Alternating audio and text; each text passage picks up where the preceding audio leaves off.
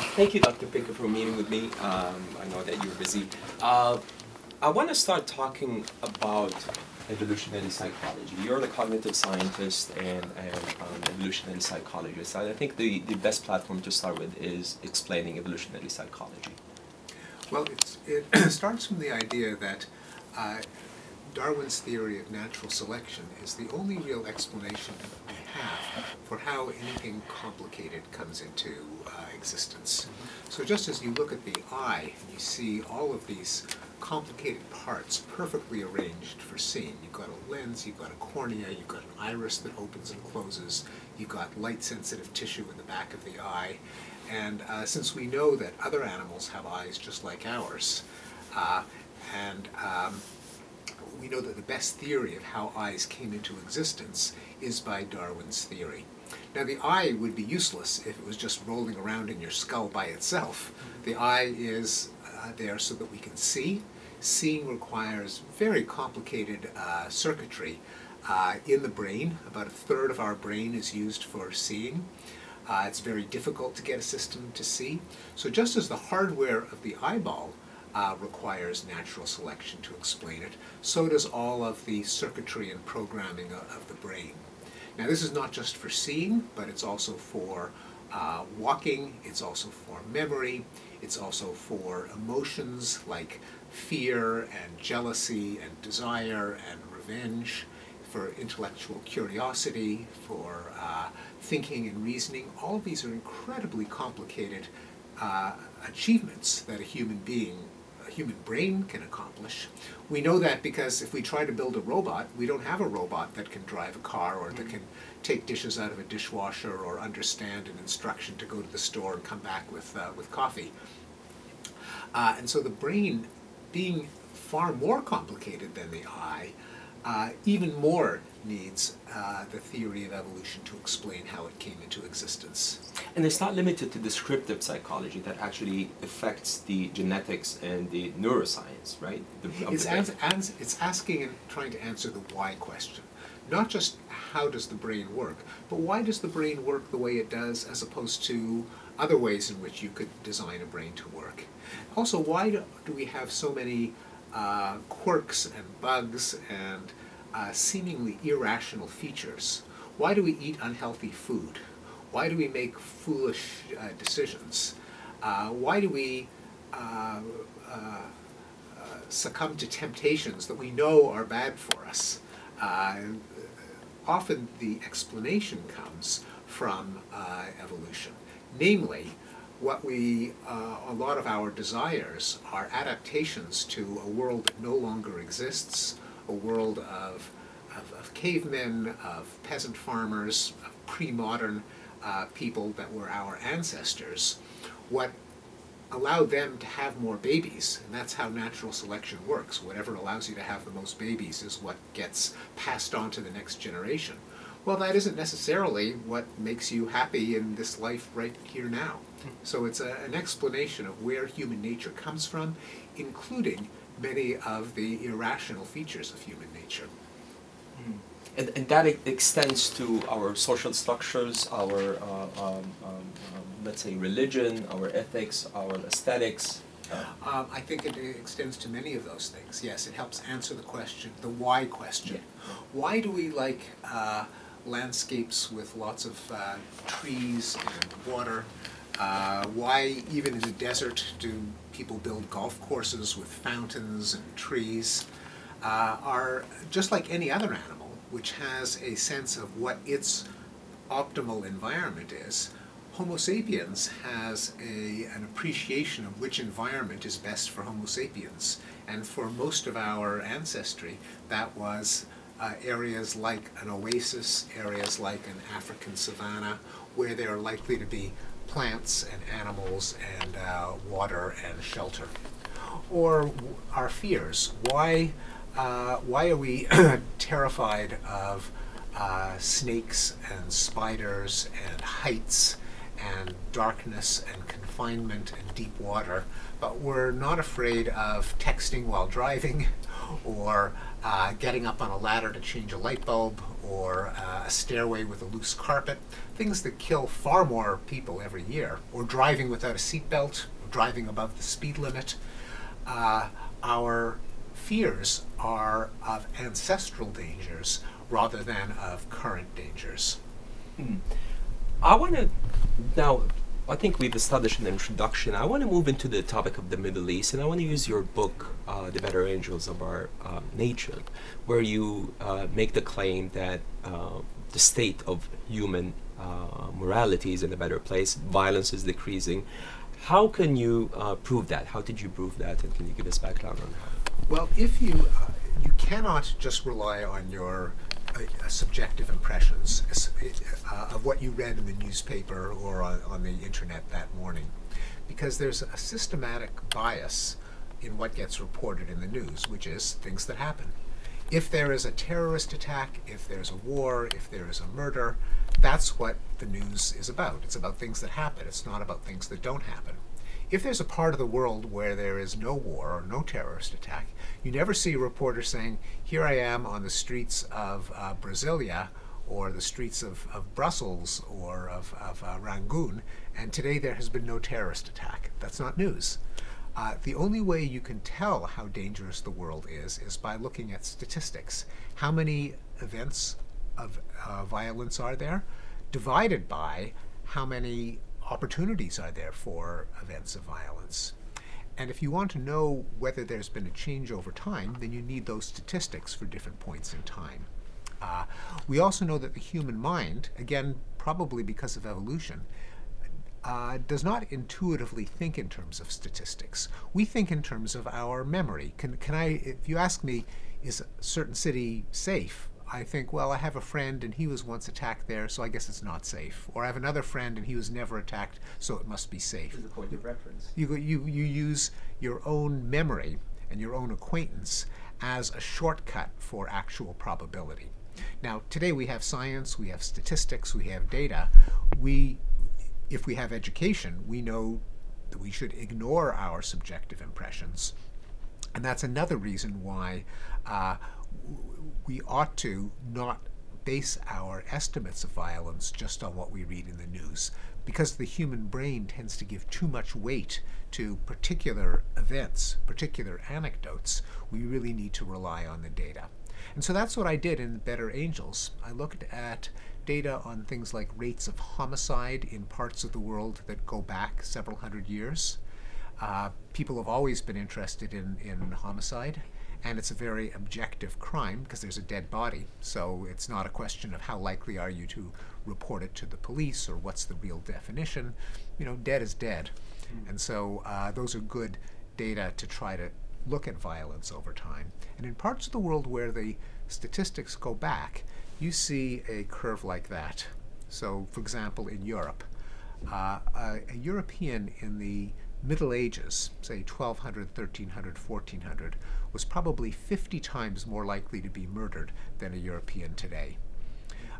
We know that certain barbaric practices that were done through hundreds or thousands of years of human history were abolished, like slavery, like executing heretics, like mutilation and torture as a form of criminal punishment, like throwing people in jail if they couldn't pay back a monetary loan. Stoning. Or stoning, exactly. Human sacrifice, killing someone to appease an angry god. So we know that those practices were abolished because historians can show us the dates. We even know that war, more recently, has been in decline. Now that's a more recent development because there were very destructive wars right up to 1945. But if you look at the number of wars and the rate of death in war, since 1945, it has a definite downward trend.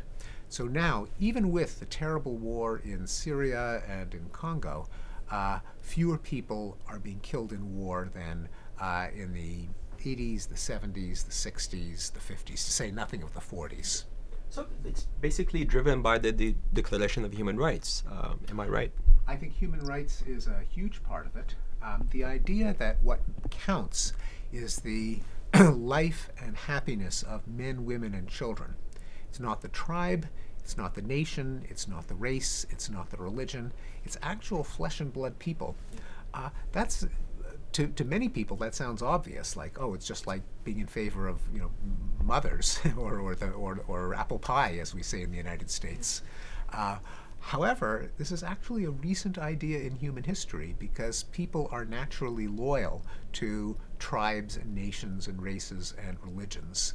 And so the idea that it's okay to kill someone or it's okay to be killed for the glory of the tribe or the religion, you have two sides both thinking that, and you can have very high rates of violence.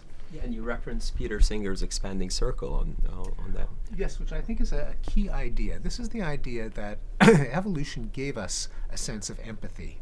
We are capable of compassion, of feeling other people's pain, but what we're born with keeps our empathy in a very small circle of our own family, our own allies, our own clan. But over the course of history, you can see the circle expanding. So it's not just the village or clan, but then it goes to the entire tribe, then to the entire nation, the entire race, but then to other races, to women, to children, maybe eventually even to other conscious creatures like animals. We haven't gotten there yet, but over history you can see that circle expanding.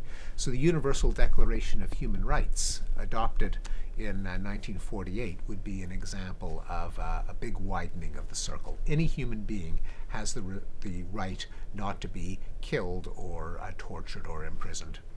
You quoted Bertrand Russell, and it was standing to me when I read it because pretty much it exemplifies the situation in the Middle East. And the quote is, "The inflection of cruelty with a good conscience is a delight to moralists." Yes. It just struck me as a perfect description of the moralists of the Middle East. Yes, that's why they invented hell, Yes. and that's what we basically, that's the direction that keeps on not being loose. They're actually being strict to it. There's a fundamental rejection to the Human Rights Declaration, and they're proud of it, and they want to stick to the moral system that they have. Yeah, exactly. I think that if you look at, just as our circle of empathy and compassion starts out small unless you actually push to expand it, by default, if you just let people develop the moral system that they do spontaneously, it tends to favor the tribe. It tends to favor deference to an authority. It tends to favor conformity to what everyone else is doing in society. It tends to favor Puritanism, that cleanliness and denying pleasure are seen as more moral than being loose and profligate. The idea that something is only immoral if it hurts someone else, otherwise you should be free to do whatever you want to enjoy life, that has to be developed historically. Also, and religions often tend to be authoritarian. You've got to obey the priest, the rabbi, the imam, and of course then above all of them, God. It tends to be conformist. You've got to follow all of the laws. It tends to be puritanical, a long list of laws of what is forbidden, even if it doesn't hurt anyone. One other problem with religion as a source of morality is that even though you might think that the doctrine of an immortal soul that leaves the body at death is highly moral because people have to worry about whether they will be rewarded by paradise or punished in hell, and so that keeps them in line.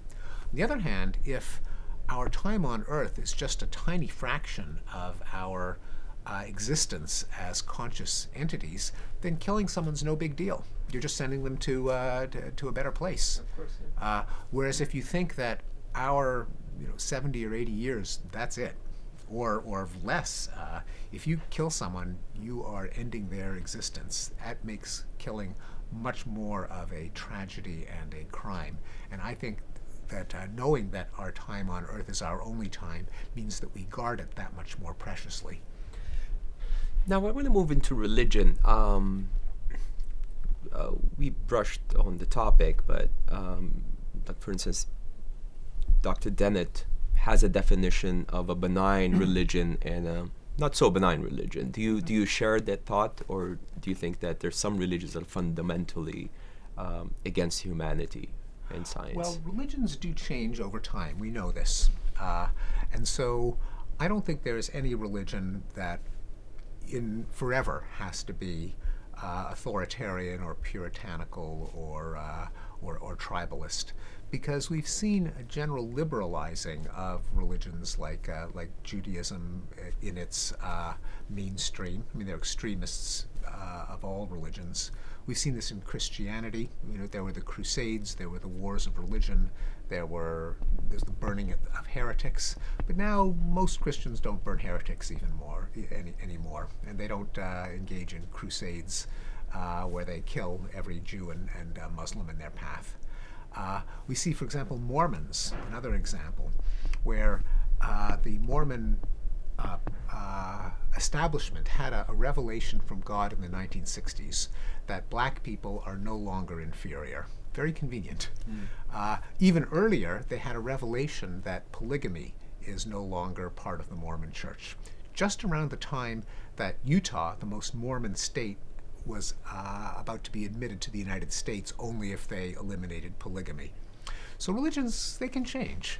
And I think the same trends that I write about in The Better Angels of Our Nature that have pushed violence down are pushing religions to be more liberal, more universalist, more humanist. Not so much in the case of Islam. A lot of people give the explanation to the political sphere of the Middle East, which is a factor, of course. Yeah. But I think it's a matter of identity that makes Islam a unique case, rather than like Judaism and Christianity, where for example, language, where the standard of the Arabic language is the Quran. Yeah. So, and the claim is the Quran is a linguistical miracle because you cannot find a mistake in it. And historically, people who are in theology know that the Quran is actually the yardstick of the Arabic language. They agreed that whatever is outside the Quran, or that is outside the use of language of the Quran, is considered to be grammatically wrong. Mm-hmm. How and I always thought about that, in that there must be some kind of a significant limitation to our cognitive ability as Arab speakers.